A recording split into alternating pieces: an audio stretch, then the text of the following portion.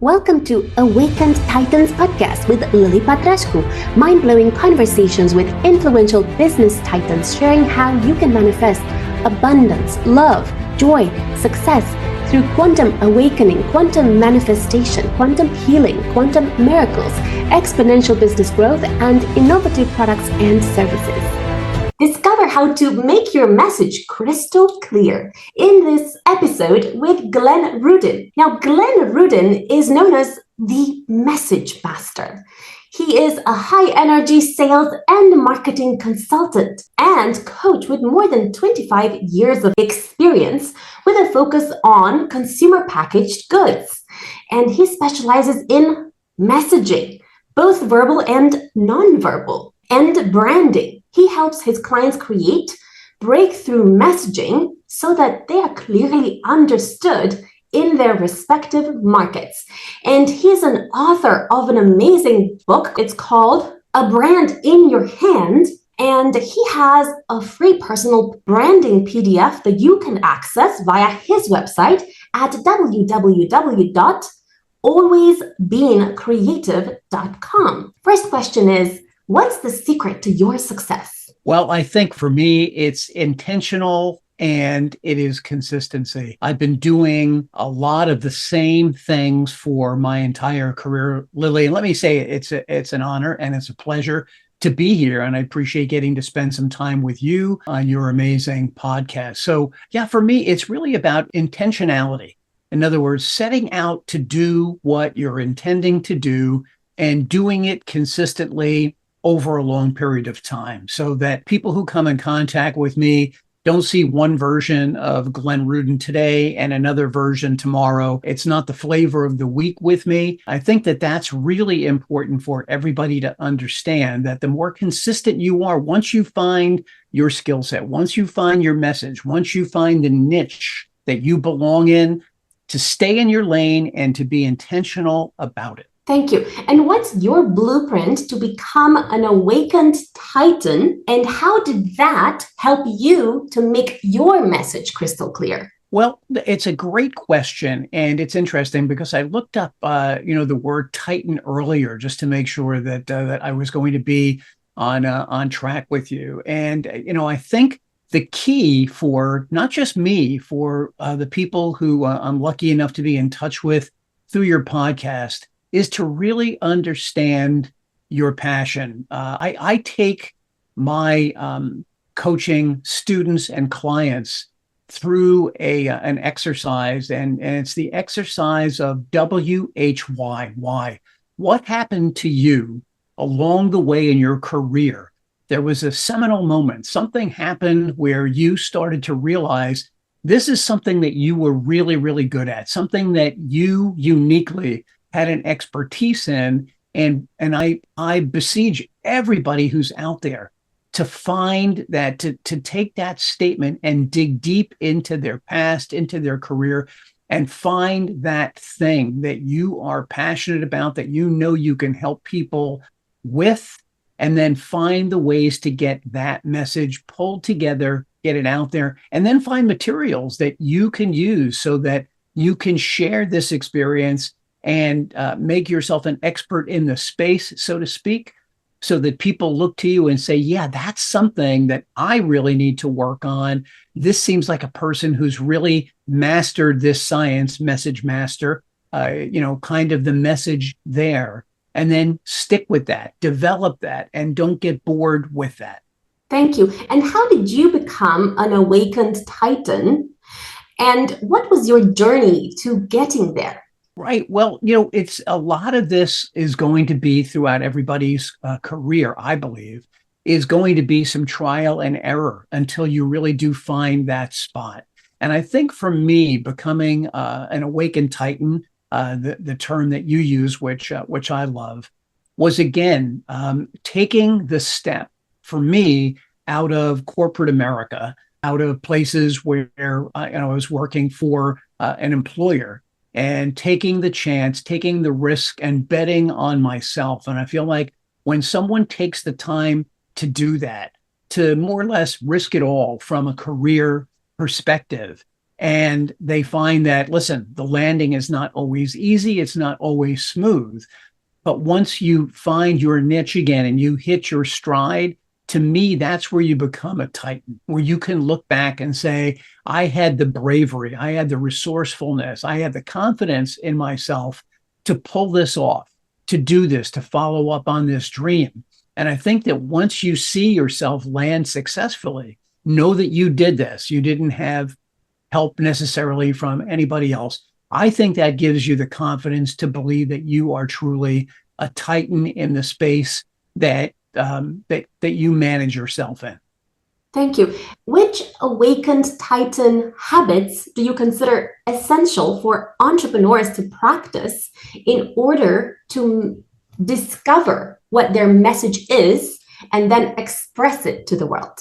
Well, again, I think this exercise of going through the different experiences that you have had throughout your career and figuring out which were the ones that really created the greatest impression on you, which were the ones where you saw something that when you were done with the experience, you thought to yourself, number one, I was really good at that. Number two, this is something I know that I can commercialize for myself. And number three, I've got the confidence in myself based on going through that experience that I can take other people through it, either as clients or as people who might read a book that I've written or look at posts that I do on LinkedIn that share that experience and allow people to come along on that journey, feel a part of it, feel inspired by it, and say, while I might not be as good as Glenn or Lily or somebody else who is the expert in this space, that based on what they're putting out there, I do have the ability to take myself from here to here and really improve my career outcomes or my business outcomes. Thank you. What do you recommend for creative entrepreneurs who have their fingers in a lot of pies and struggle to find the thing that is their message among thousands of potential messages they could potentially have? Well, it's a great question, Lily. And I think sometimes this really requires you to spend some time with a coach like me or somebody who can really ask you the right questions and really can dig deep down inside of you for some things that sometimes you're not aware of yourself. I go through this exercise with clients and with college students as well.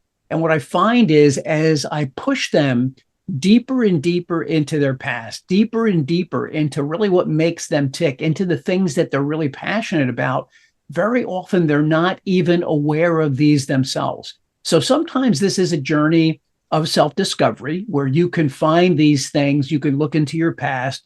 But I think that sometimes it does require spending time with somebody who's done this before, who can walk you through a number of different steps and help you see this for yourself. And I will tell you that when you go through this, at least with me, I know the clients that I've done this with and the students that I've done this with over and over and over again, it's a tremendously liberating, enlightening exercise. And I can see a weight literally lifted off of their shoulders when they start to understand what they're really passionate about, what's really happened in their lives that would allow them to think, gee, that was something that felt good. That's something that I'd love to do over and over again for other people. So I think number one, you've got to dig deep down inside yourself. And if you're not able to do that, because a lot of people are not, you need to seek out somebody who can take you through that exercise.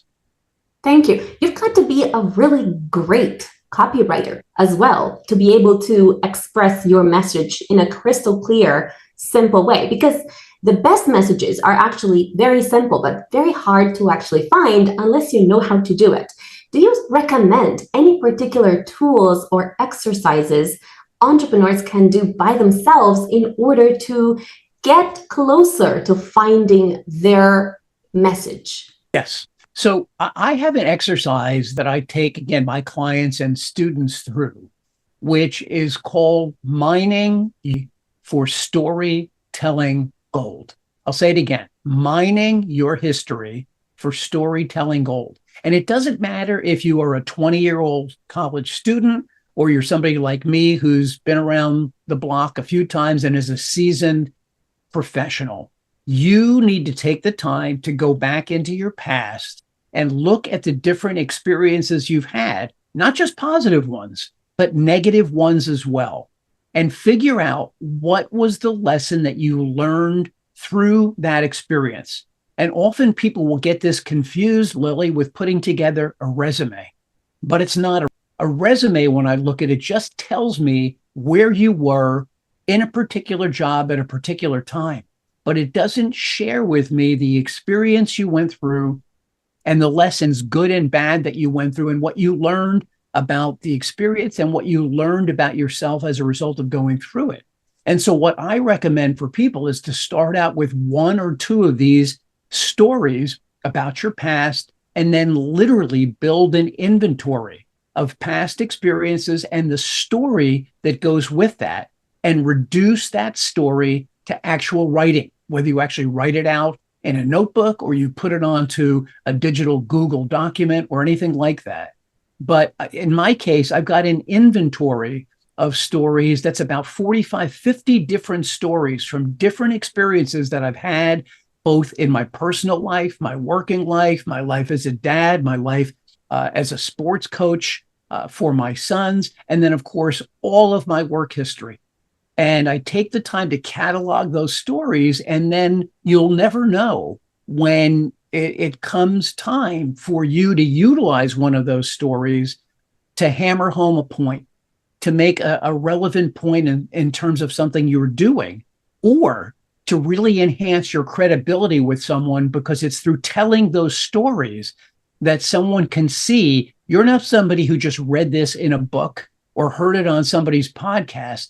You actually lived this yourself. And when you share that story with vivid details about what it was like when you went through it, what you learned as a result of it, where you landed as a result of going through that, it gives you tremendous credibility in the space that you're trying to build your credibility in. Now, that was a long answer, but the bottom line is every single person out there has got experiences that they've forgotten, experiences that they remember, but experiences that they won't be able to share in a great way unless they take the time to catalog them, to rehearse them, and be aware of them. So when a situation comes up to utilize one of those as an asset, you've got the ability to do it. Otherwise, they just get lost in your past. Thank you. Can you share with us 3 mini case studies of companies or entrepreneurs you worked with? And how did the process go in terms of going from lack of clarity to mind-blowing clarity? And then what results came from that? Right. Okay. So a couple of examples of that. One of the clients that I worked with about 3 years ago is somebody who's was retiring from being a sales executive in the pharmaceutical space and wanted to become a personal chef. And so working with her, understanding what her goals were, understanding what she wanted to do, I was able not only to help her create the brand, Your Gourmet Chef, but we were able to create this business around her love for wanting to cook by creating the idea of her cooking 5-star meals, Michelin-style meals in clients' homes privately, so that instead of somebody spending lots of money to go out to a restaurant, having to deal with reservations, having to deal with traveling, parking, all those things, she would go to people's homes and create the experience for them in their homes. And by coming up with the name, Your Gourmet Chef, and then creating the strategy around how she would find well-heeled people who money wasn't an object for, that she could sell this service to, we were able to help her create a successful business around the brand name, Your Gourmet Chef. And then, of course, we built different layers to that in terms of the menu, taking photos of the different meals that she had prepared to really give somebody the look and feel of doing that in their own kitchen. So that was a really, really successful experience that we went through together. Another one of my clients had gone through a number of traumatic experiences. It's almost hard to imagine any one individual having to go through the different kinds of circumstances, from disease to abuse, to other traumatic experiences that she was a survivor of. And so I came up with the title for her of Surthrival, not just surviving, but then thriving as a result.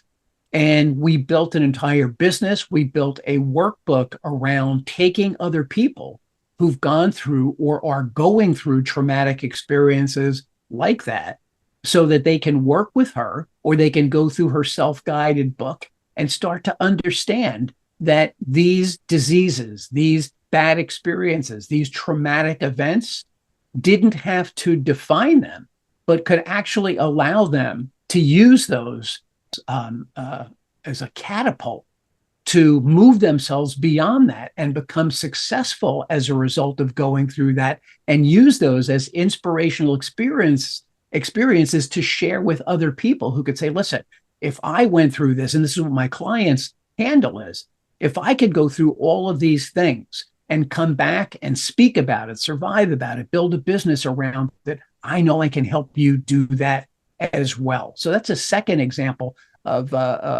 taking a client and utilizing experiences that they've had and actually turning those into a business. And I'll use one more example of doing this for college students as well.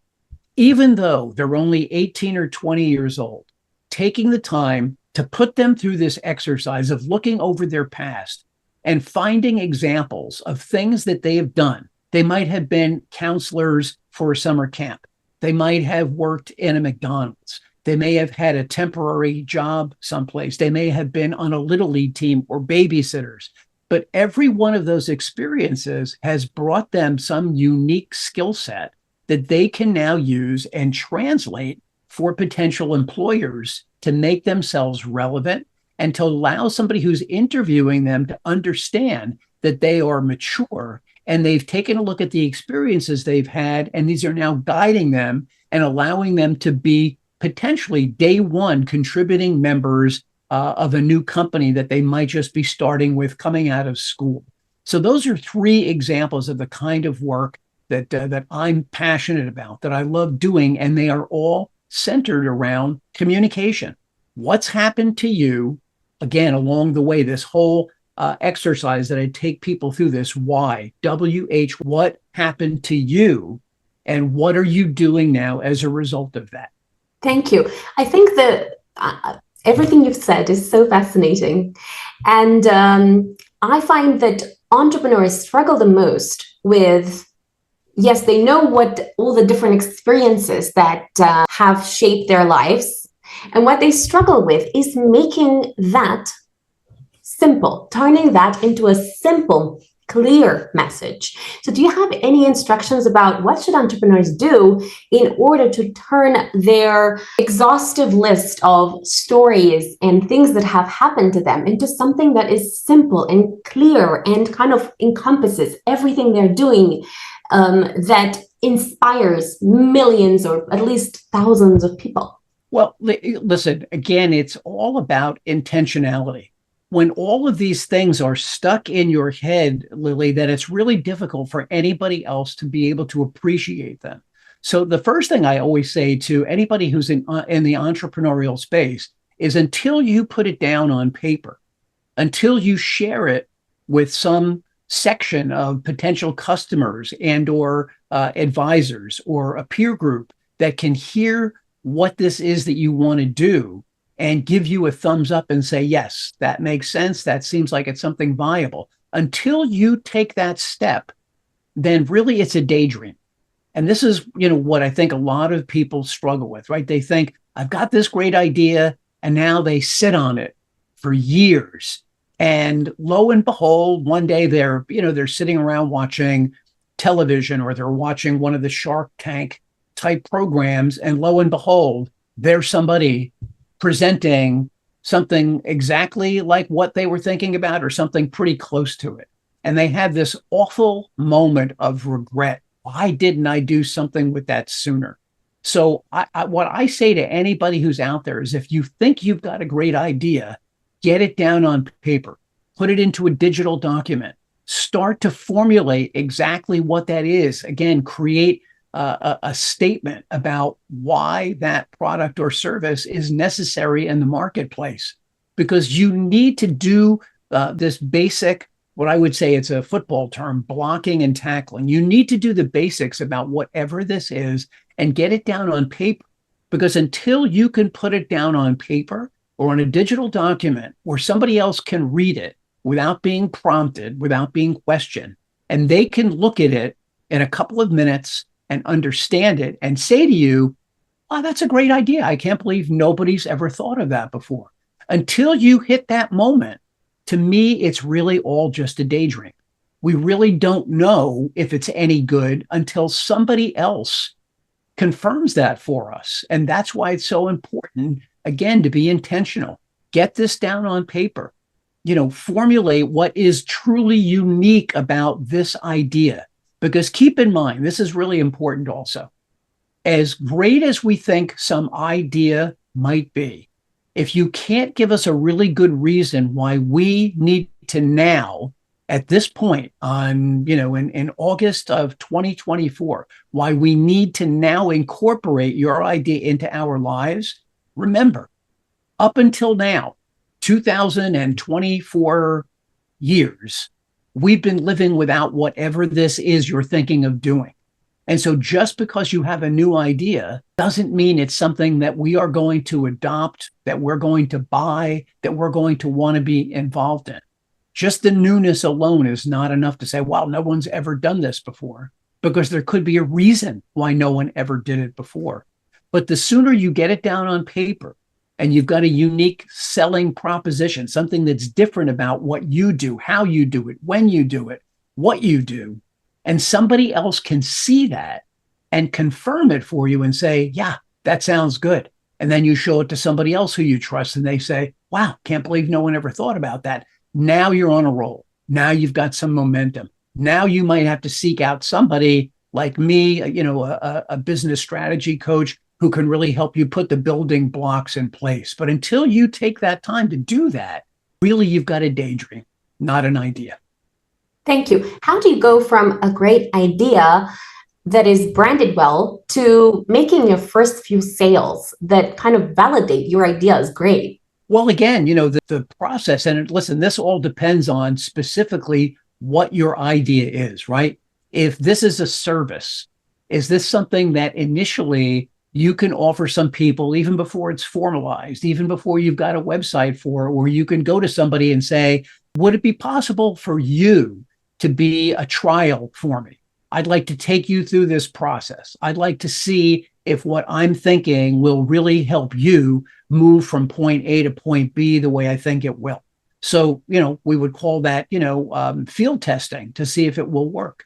Same thing for a new product. One of the things as a product development person over all these years that I've been really steadfast on is, please don't manufacture any big lots of inventory until you know this is something that a buyer is really willing to buy and put into their store, whether it's an individual single little gift store or a big chain like Target or Walmart. Don't buy inventory, don't build inventory until you know you've got a buyer who's given you a signed purchase order that you can count on. But if you're in a space of, let's say I'm a consumer good, a candle.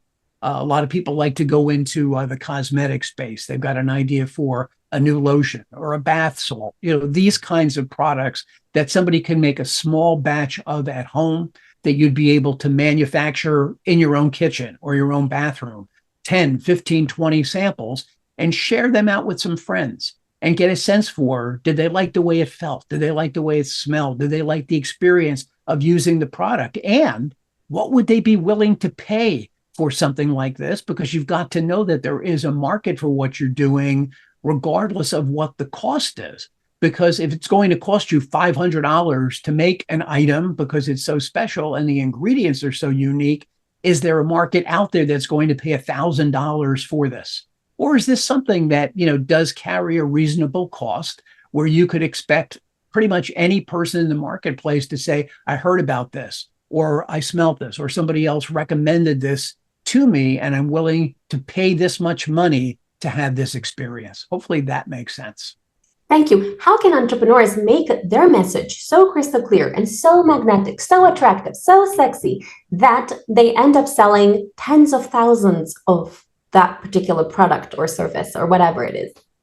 Well, listen, I wish there was an exact formula for doing that. But of course, there's not. And this does require lots of trial and error in terms of writing it out, sharing it with people. Are you getting people coming back and inquiring and wanting to hear more? And the key here is the elevator pitch. It's that 30-second story that you will say to people who you come in contact with at networking meetings, at trade shows. What can you say in those 30 seconds that will be compelling and interesting and different enough to have somebody hear it and say, that sounded really interesting. How do I get more information? Is there a website I can go to? Or, can I have a few minutes with you where you can clarify and give me some more details about that? And that's why the elevator pitch needs to be effective. And really, from a messaging standpoint, that really is step one, creating a compelling and effective elevator pitch. And when I say effective, that means that you get the desired result, not a sale. No one's buying something from you based on your elevator pitch. But if it's effective, people will hear something you're speaking about and will want to follow up with you for more information. And that's all you're looking for.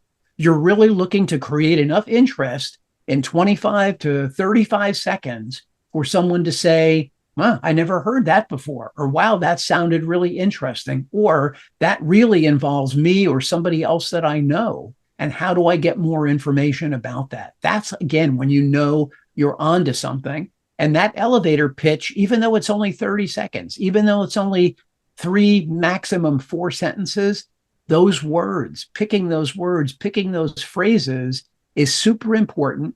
And then rehearsing those lines so that you say them in an interesting and compelling and exciting way so that somebody else hears your enthusiasm for what you're doing and wants to follow up with you and hear more. Thank you. Which elements have worked in the past with companies you've worked whereby clients have been able to make at least, let's say, $10,000 based on this crystal clear messaging that you've helped them create?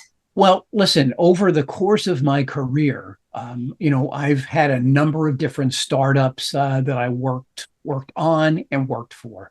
And, going back quite some time in my career, one of these companies was called the Idea Factory. And at the Idea Factory, we built and created amazingly creative and unique toys that each shared a unique message themselves.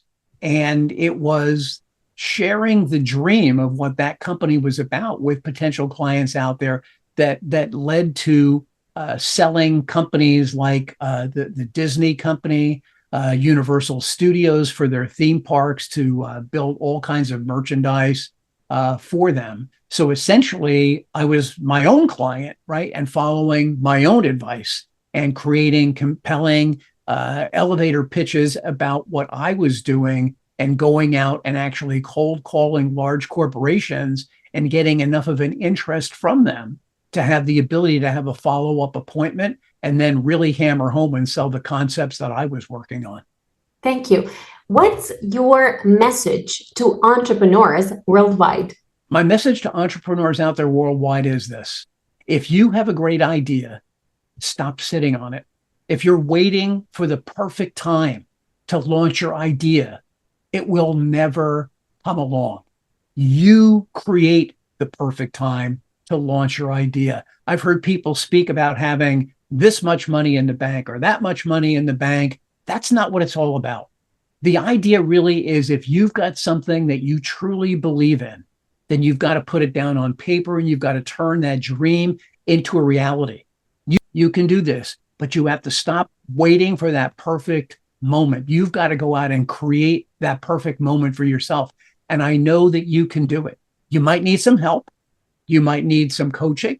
You might need to figure out a couple of things to do to get the finances behind it started. But the sooner you start it and the sooner you execute it, you will know if you've got something good or if it just seemed good to you, but it wasn't really going to be commercially successful. And the key about that is that through that trial and error, even if that first idea doesn't become that great business, once you've gotten yourself through that process and you understand how to do it, the second time, it's that much easier than the first. The second time, you will be clearer on what you're doing. The second time, you'll put down on paper even more what's unique about what you're doing so people can understand that. But none of it happens until you get started. So if you're sitting on an idea, stop. Do something with it today, because otherwise it's a daydream and it is just taking up space in your mind and you're not going to be able to capitalize on it. Thank you so much. Fascinating interview. Stay tuned for the next episode. Follow us for more interviews with world's most influential business titans, providing you with the insights to awaken to your full potential so you can get paid to be yourself, find true happiness, and manifest anything you desire.